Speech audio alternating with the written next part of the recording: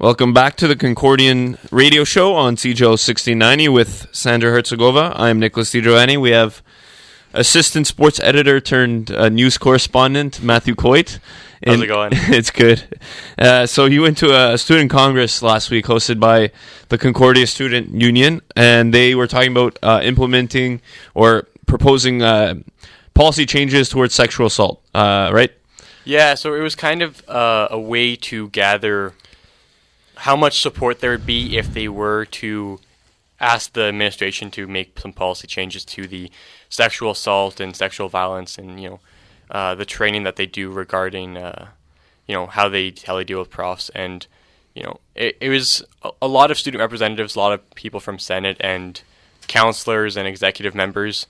They came up with some proposals that, we've posted on our website now. And the main one that they came up with was mandatory consent training and power balance training for all professors at the university, and as well as they talked about implementing some sort of training or workshop for students coming in.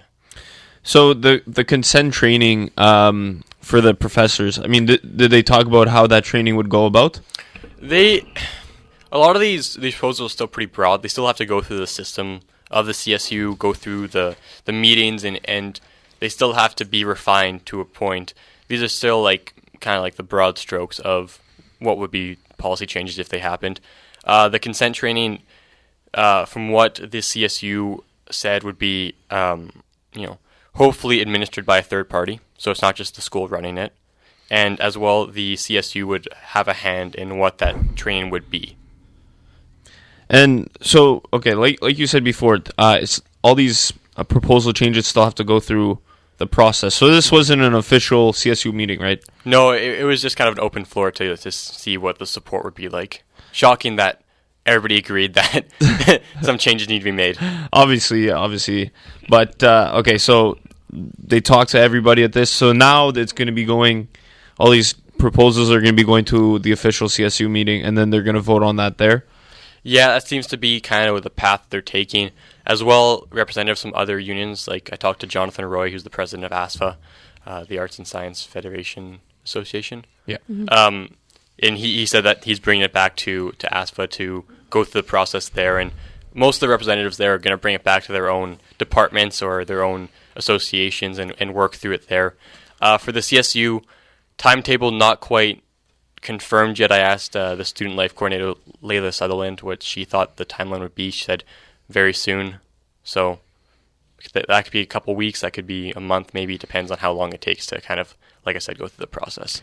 Were there other student unions or groups at this meeting? Yeah, there were. The CSU asked us not to record or take pictures of anybody without their consent. So we, people who were there were not really supposed to say who was there unless we spoke to them. There was most associations and departments were represented. That's what I can say, though. SARC wasn't there? Sexual Assault Resource Center? SARC did not have a representative at the meeting. Okay. And so what other things did they talk about? So they want to implement the consensual training. What else did they discuss? They talked about, one of the big points was what happens if the university just doesn't want to negotiate. And that was a big concern. And it was kind of left on an iffy area where no one had really thought of that, because you don't really think what if they just don't show up to negotiate? And kind of the general consensus at the end of the meeting was, if that happens, then drastic measures need to be taken to make sure to hold the administration accountable, whether that's doing a student walkout or organizing a petition for the resignation of somebody. So that's kind of the more drastic measures that everybody can kind of be okay, that's the last ditch effort there to get them to the table. You mentioned that changes need to be made, that was something like a consensus that people felt during the meeting.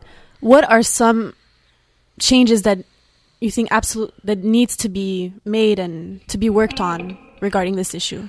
So when it comes to the school sexual, yeah, right now the policy itself is a little too broad. I think as well that the handling of these allegations.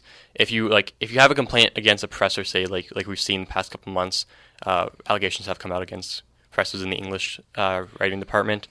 The way it's handled now is that essentially if you go to the tribunal, you are not allowed a lawyer or representative. You go in alone, and the defendant or the professor that you're accusing goes in with a lawyer, and then the board is all administration.